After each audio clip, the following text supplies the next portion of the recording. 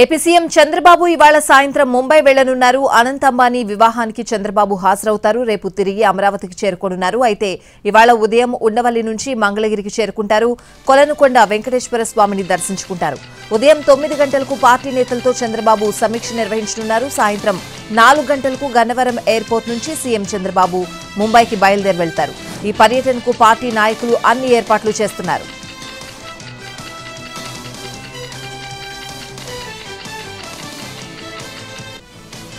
Telangana CM Revanth ఉన్నత స్థాయి సమీక్ష సమావేశం నిర్వహించనున్నారు. ఈ నెల 16న హైదరాబాద్లోని సచివాలయంలో కలెక్టర్లు, పోలీస్ కమిషనర్లు, ఎస్పీలతో సమావేశం కానున్నారు సీఎం.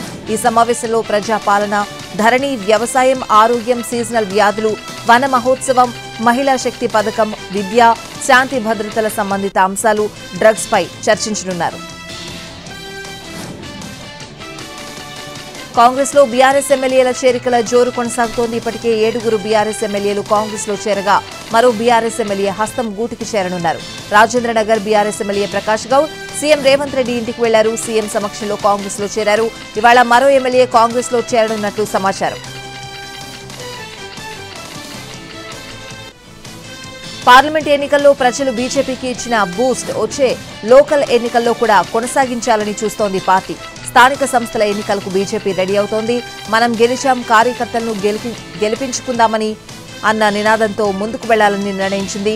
కాంగ్రెస్ ఇచ్చిన హామీలను నెరవేర్చాలని, మండల స్థాయి నుంచి రాష్ట్ర స్థాయి వరకు పోరాటం చేయాలని పార్టీ పెద్దలు పిలుపునిచ్చారు. పార్టీ రాష్ట్ర కార్యాలయంలో జరిగిన బీజేపీ రాష్ట్ర కార్యవర్గ సమావేశంలో కేంద్ర మంత్రులు, రాష్ట్ర నేతలు కార్యకర్తలను ఉద్దేశించి మాట్లాడారు.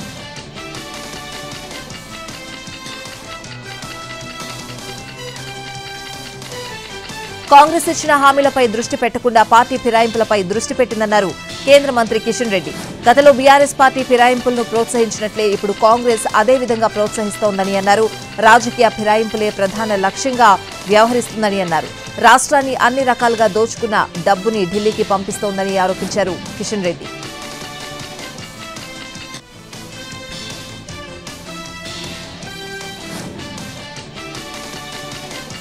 జీవో 317 పై ఈ నెల 18న తెలంగాణ కేబినెట్ సబ్ కమిటీ సమావేశం కానుంది. అన్ని శాఖల స్పెషల్ సీఎస్లు, ప్రిన్సిపల్ సెక్రటరీలు పూర్తి సమాచారం ఇవ్వాలని GAD ఆదేశాలిచ్చింది.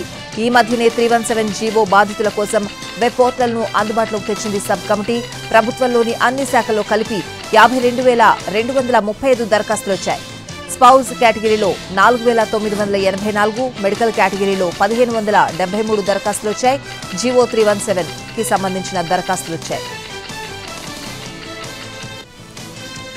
Hyderabad disaster response and assets హైడ్రాపై సమీక్ష నిర్వహించారు సీఎం రేవంత్ రెడ్డి. హైడ్రా విధి విధానాలపై అధికారులకు పలు సూచనలు చేశారు. ఔటర్ రింగ్ రోడ్ వరకు 2,000 చదరపు కిలోమీటర్ల పరిధిలో హైడ్రా విధులు నిర్వహించేలా ఉండాలన్నారు. జీహెచ్ఎంసీ పరిధిలో ఉన్న అనధికారిక హోర్డింగ్స్, ఫ్లెక్సీల తొలగింపు, జరిమానా వసూలు బాధ్యతను హైడ్రాకు బదలాయించాలని అన్నారు. జోన్ల విభజనలో పోలీస్ స్టేషన్ పరిధులు, అసెంబ్లీ నియోజకవర్గ పరిధులు పూర్తిగా ఒకే జోన్లో వచ్చేలా జాగ్రత్త వహించాలని ఆదేశించారు సీఎం. అలాగే నాలాలు, చెరువులు, ప్రభుత్వ స్థలాల ఆక్రమణల విషయంలో కఠిన నిబంధనలు ఉండేలా చర్యలు తీసుకోవాలని అన్నారు.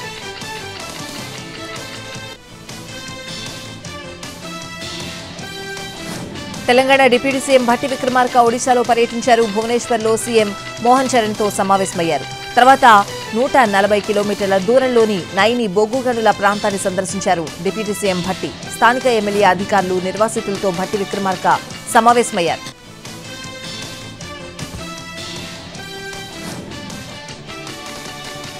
బీజేపీ పాలిత రాష్ట్రాల్లో నిరుద్యోగం అంటువ్యాధులా వ్యాపిస్తోందని రాహుల్ గాంధీ చేసిన వ్యాఖ్యలపై కేంద్ర మంత్రి బండి సంజయ్ మండిపడ్డారు. కాంగ్రెస్ పార్టీయే తెలంగాణలో అధికారంలో ఉంది కదా, ఉస్మానియా యూనివర్సిటీలో తిరిగే దమ్ముందా అంటూ రాహుల్ కు సవాల్ విసిరారు. ఓయూకి వెళ్లి నిరుద్యోగులను కలిసి వాళ్ల సమస్యలపై మాట్లాడగలరా అని ప్రశ్నించారు. రాష్ట్రంలోని యూనివర్సిటీలను కాంగ్రెస్ ప్రభుత్వం కూడా గాలికొదిలేసిందని అన్నారు. వీసీల పదవీకాలం పూర్తయి 2 నెలలవుతున్నా ఇప్పటి వరకు కూడా వీసీల నియామకాలను చేపట్టకుండా పక్కన పెట్టారని ఆరోపించారు.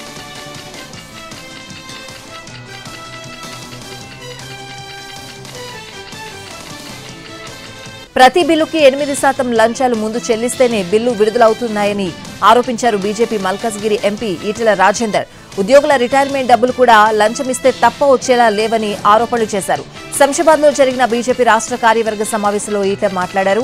అతి తక్కువ కాలంలో నిరుద్యోగ యువత విశ్వాసాన్ని కాంగ్రెస్ కోల్పోయిందని అన్నారు ఈటెల.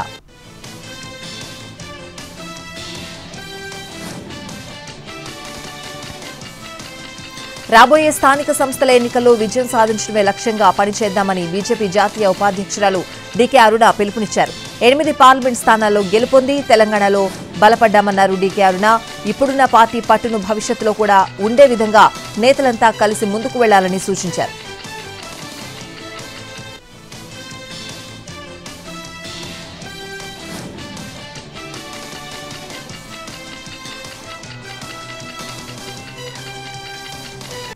తెలంగాణలో కాంగ్రెస్ పాలనను గాలికి వదిలేసిందని ఆరోపించారు బీఆర్ఎస్ వర్కింగ్ ప్రెసిడెంట్ కేటీఆర్. 6 గ్యారంటీలన్న కాంగ్రెస్ ప్రజల ప్రాణాలకే గ్యారంటీ లేకుండా పోయిందని అన్నారు. తెలంగాణ రాష్ట్రం ఏర్పడిన తర్వాత 10 ఏళ్ల పాలనలో సర్కార్ వైద్యానికి జవసత్వాలిచ్చింది కేసీఆర్ సర్కార్ అని గుర్తు చేశారు. నేను రాను బిడ్డో సర్కార్ దవాఖానాకు అనే దశాబ్దాల దుస్థితి నుంచి కొత్త రాష్ట్రంలో చలో పోదాం పదరో సర్కార్ దవాఖానాకు అనే ధీమాను తీసుకొచ్చింది బీఆర్ఎస్ ప్రభుత్వమేనని ఆయన స్పష్టం చేశారు.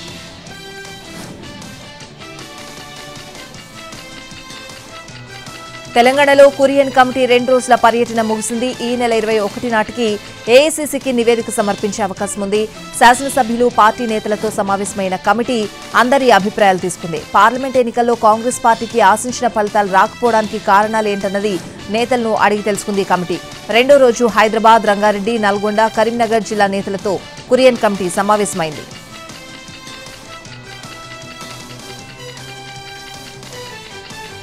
తెలంగాణలో డ్రగ్స్ కల్చర్ ఎక్కువైందన్నారు బీజేపీ ఎమ్మెల్యే రాజాసింగ్. డ్రగ్స్ ని అరికట్టాలంటే హీరో హీరోయిన్లు ముందుకు రావాలన్నారు. డ్రగ్స్ కట్టడిపై యువతకి అవగాహన కల్పించాలన్నారు. కాళేశ్వరం ఎత్తిపోతల్లోని మేడిగడ్డ అన్నారం సుందిళ్లపై రిపోర్ట్ను రెడీ చేస్తోంది నీటిపారుదల శాఖ. త్వరలోనే ప్రభుత్వానికి నివేదికను ఇవ్వాలని నీటిపారుదల శాఖ ఉన్నతాధికారులు నిర్ణయించారు. అడ్డంకులను అధిగమించేందుకు ఇరిగేషన్ శాఖ అధికారుల బృందం కీలక సమావేశం నిర్వహించింది.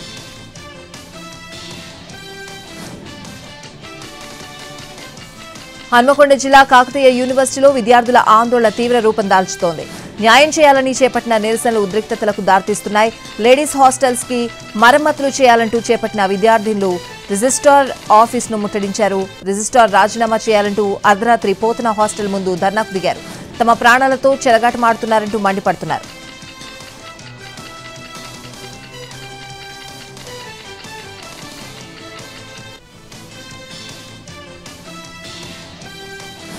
ఏపీలోని రోడ్లను వెంటనే చక్కబెట్టాలని సీఎం చంద్రబాబు ఆదేశించారు. రహదారులు, భవనాల శాఖపై ఏపీ సీఎం చంద్రబాబు సమీక్ష నిర్వహించారు. రోడ్ల నిర్మాణం పరిస్థితిపై ఆరా తీశారు. జగన్ ప్రభుత్వంలో కనీసం గుంతలు కూడా పూడ్చలేదని అధికారులు సీఎం దృష్టికి తెచ్చారు. కాంట్రాక్టర్లకు బిల్లులు కూడా చెల్లించలేదని, గత ప్రభుత్వ తీరుతో ఇప్పుడెవరూ ముందుకు రావడం లేదని అధికారులు వివరించారు. గుంతలు పూడ్చేందుకు తక్షణం 300 కోట్ల అవసరమని అధికారులు తెలిపారు. అత్యవసర పనులకు వెంటనే టెండర్లు పిలిచి పనులు ప్రారంభించాలని సీఎం ఆదేశించారు.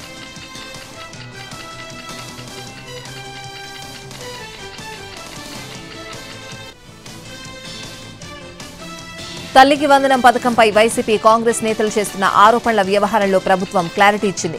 తల్లికి వందనం పథకం మార్గదర్శకాలను ప్రభుత్వం ఇప్పటి వరకు ఖరారు చేయలేదన్నారు పాఠశాల విద్యాశాఖ కార్యదర్శి కోన శశిధర్. కేంద్ర ప్రభుత్వ ఆధార్ నిబంధనలకు సంబంధించిన ఉత్తర్వులను మాత్రమే విడుదల చేశామని చెప్పారు. తల్లికి వందనం పథకానికి సంబంధించి ఎలాంటి మార్గదర్శకాలు ఇవ్వలేదన్నారు కోన శశిధర్.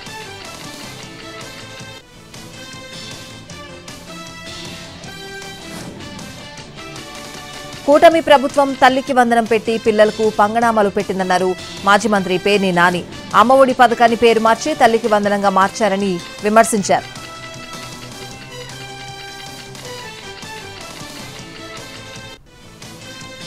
ఎస్ఎల్ఆర్ఎం ప్రాజెక్టును అమలు చేయగలిగితే పంచాయతీలు, మున్సిపాలిటీలకు మంచి ఆదాయం వస్తుందన్నారు డిప్యూటీ సీఎం పవన్ కళ్యాణ్. ఎస్ఎల్ఆర్ఎం ప్రాజెక్టును రాష్ట్ర వ్యాప్తంగా అమలు చేస్తే ప్రత్యేకించి రూరల్ ప్రాంతంలో ఏడాదికి 2,600 కోట్ల ఆదాయం వస్తుందని చెప్పారు. 2,45,000 మందికి నెలకు 9,000 జీతం ఇచ్చి ఉపాధి కల్పించొచ్చని అన్నారు పవన్ కళ్యాణ్.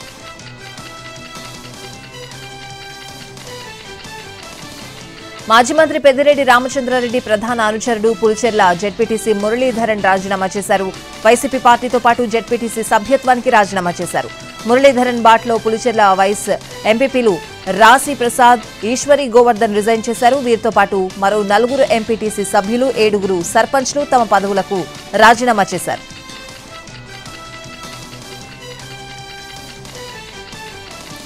రాజధానిలో నిర్మాణాలపై ఏపీ ప్రభుత్వం కీలక నిర్ణయం తీసుకుంది. ప్రస్తుతం ఉన్న నిర్మాణాల పటిష్టతపై అధ్యయనం చేయించాలని డిసైడ్ అయింది. రాజధానిలో నిర్మాణాల స్థితిగతులు, తీసుకోవాల్సిన చర్యలపై మంత్రి నారాయణ సమీక్ష నిర్వహించారు. ఐకానిక్ కట్టడాలు సహా ప్రజాప్రతినిధులు, ఐఏఎస్లు, ఎన్జీఓల నివాస సముదాయాల పటిష్టతపై అధ్యయనం చేయనున్నారు. ఐకానిక్ కట్టడాల పటిష్టత నిర్ధారణ బాధ్యతలను ఐఐటీ చెన్నైకు అప్పగించాలని నిర్ణయించారు. ఆంధ్రప్రదేశ్ చీఫ్ ఎలక్షన్ కమిషనర్ గా సీనియర్ ఐఏఎస్ వివేక్ యాదవ్ నియమితులయ్యారు. కేంద్ర ఎన్నికల సంఘం ఉత్తర్వులు జారీ చేసింది. వివేక్ యాదవ్ బాధ్యతలు తీసుకున్న తర్వాత ముఖేష్ కుమార్ సీఈఓ బాధ్యతల నుంచి రిలీవ్ కానున్నారు. ఎంకే మీనాకు కీలక శాఖలు అప్పగించే అవకాశం ఉన్నట్లు తెలుస్తోంది.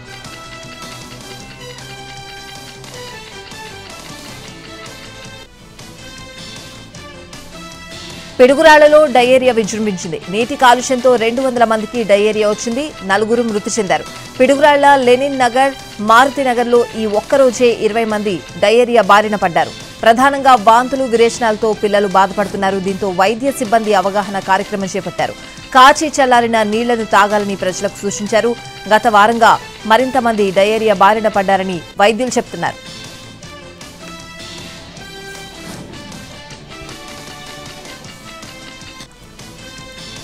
పట్టణ పేదలకు సొంతింటి కళ సాకారమయ్యే విధంగా చూడాలని కోరుతున్నారు బాధితులు. శ్రీకాకుళం జిల్లాలో పలు చోట్ల టిడ్కో ఇండ్లు నిర్మించి ఏండ్లు గడిచినా ఫలితం శూన్యమేనని వాపోతున్నారు. పూర్తయిన ఇళ్లను లబ్ధిదారులకు కేటాయించాలని డిమాండ్ చేస్తున్నారు.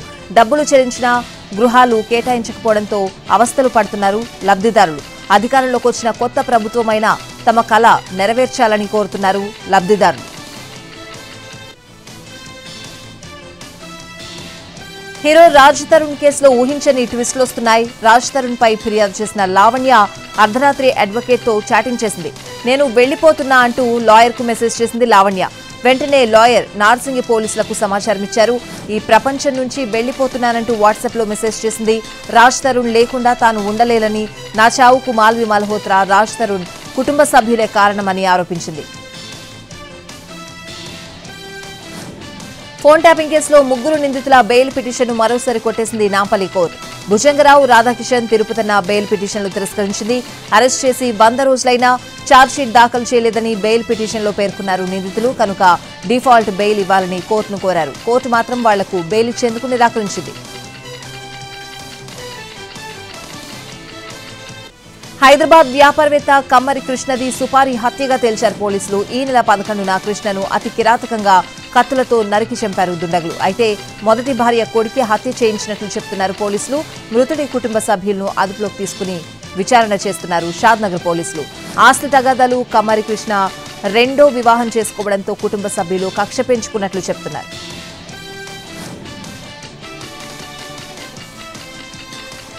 మహారాష్ట్రలో జరిగిన ఎమ్మెల్సీ ఎన్నికల్లో ఎన్డీఏ కూటమి క్లీన్ స్వీప్ చేసింది. 9 స్థానాల్లో విజయం సాధించింది. అసెంబ్లీ ఎన్నికలకు సెమీఫైనల్ గా భావిస్తున్న ఈ ఎన్నికల్లో అధికార మహాకూటమి సత్తా చాటింది. మొత్తం 11 సీట్లకు శుక్రవారం పోలింగ్ నిర్వహించగా పోటీ చేసిన 9 స్థానాల్లో అన్నింటా విజయం సాధించింది.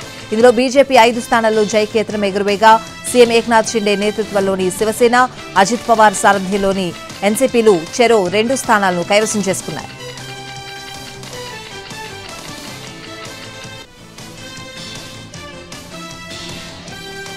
లిక్కర్ కేసుకు సంబంధించి ఈడీ కేసులో కేజ్రీవాల్ కు మధ్యంతర బెయిల్ ఇచ్చింది సుప్రీంకోర్టు.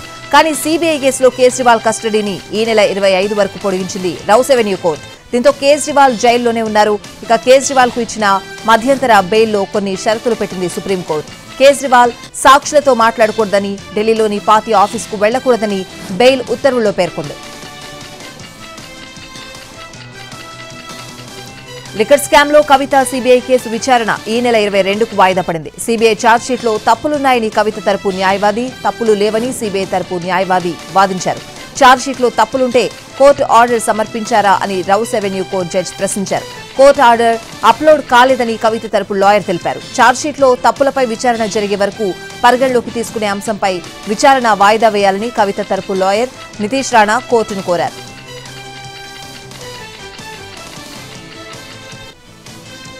కేంద్ర ప్రభుత్వం కీలక నిర్ణయం తీసుకుంది. జూన్ 25వ తేదీని సంవిధాన్ హత్యా దివస్ గా ప్రకటించింది కేంద్ర ప్రభుత్వం.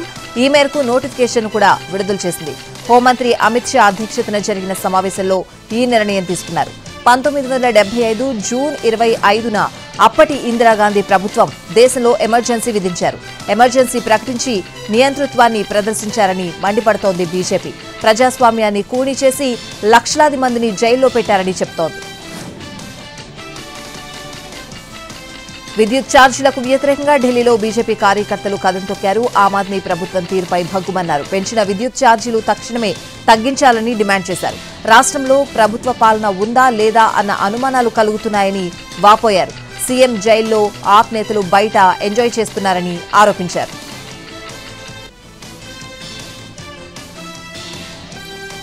ప్రొబేషనరీ ఐఏఎస్ అధికారి పూజా ఖేద్కర్ కేసులో కొత్త కోణాలు వెలుగులోకి వస్తున్నాయి. తాజాగా ఆమెతో పాటు ఆమె కుటుంబ సభ్యులు చేసిన మరిన్ని వివాదాస్పద వ్యవహారాలు బయటపడ్డాయి.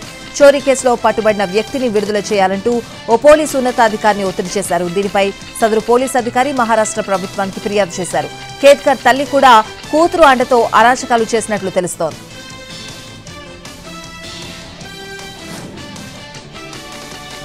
హాథ్రస్ తొక్కిసలాటపై విచారణ కోరుతూ దాఖలైన పిటిషన్ను స్వీకరించేందుకు సుప్రీంకోర్టు నిరాకరించింది.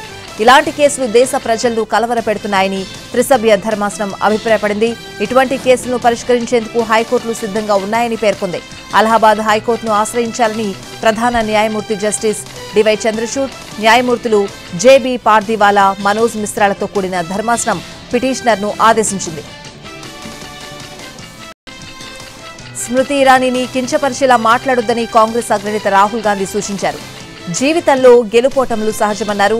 ఈ విషయంలో స్మృతి ఇరానీతో పాటు ఇతర నేతలను కించపరిచే విధంగా మాట్లాడొద్దని, దురుసుగా ప్రవర్తించడం మానుకోవాలన్నారు రాహుల్.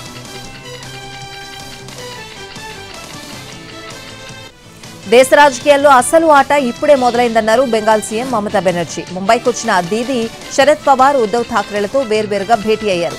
లోక్సభ ఎన్నికల అనంతరం ఇద్దరితో మమత సమావేశం కావడం ఇదే తొలిసారి. బ్రిటన్తో స్వేచ్ఛా వాణిజ్య ఒప్పందం త్వరలో ఖరారు అవుతుందన్నారు కేంద్ర మంత్రి పీయూష్ గోయల్. అయితే దానికి గడువు విధించడం ద్వారా తమ తలపై తుపాకీ గురిపెట్టొద్దని యూకేలోని కొత్త ప్రభుత్వానికి సూచించారు. ఏ ఒప్పందానికైనా డెడ్ లైన్ ఉండాలన్నదే భారత్ విశ్వసించిందని అన్నారు గోయల్. తలకు తుపాకీ గురిపెట్టినట్లు ఏ దేశంతోనూ తాము ఇంతవరకు బలవంతంగా చర్చలు జరపలేదని స్పష్టం చేశారు. ఇండియా పోస్ట్ పేరుతో సైబర్ నేరగాళ్లు కొత్త తరహా మోసానికి తెరతీశారు. మోసపూరిత లింకులను పంపిస్తూ ప్రజలను మోసం చేస్తున్నారు. ఇండియా పోస్ట్ పేరుతో లింకులు పంపిస్తూ డబ్బులు దోచేందుకు ఎత్తుగళ్లు వేస్తున్నారు. హర్యానాలోని శంభూ సరిహద్దులో వేసిన కంచెల్ని తొలగించాలని సుప్రీంకోర్టు రాష్ట్ర ప్రభుత్వానికి ఆదేశాలు జారీ చేసింది. జాతీయ రహదారిని అడ్డుకునేందుకు రాష్ట్రానికి ఏ అధికారం ఉందని ద్విసభ్య ధర్మాసనం ప్రశ్నించింది. ఈ ఏడాది ఫిబ్రవరిలో రైతు ఉద్యమం సందర్భంగా చలో ఢిల్లీని అడ్డుకునేందుకు రాష్ట్ర ప్రభుత్వం బారికేడ్లను ఏర్పాటు చేసింది.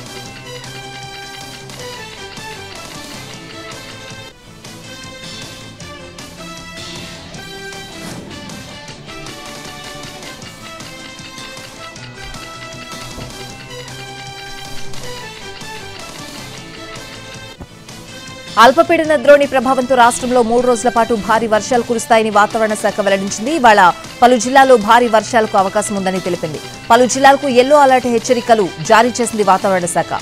దక్షిణ తెలంగాణలో అక్కడక్కడ తేలికపాటి జల్లులు పడతాయని పేర్కొంది. నైరుతి రుతుపవనాలు చురుకుగా మారడంతో రాబోయే 2 వారాల్లో రాష్ట్ర వ్యాప్తంగా వర్షాలు కురుస్తాయని ఐఎండీ అధికారులు తెలిపారు.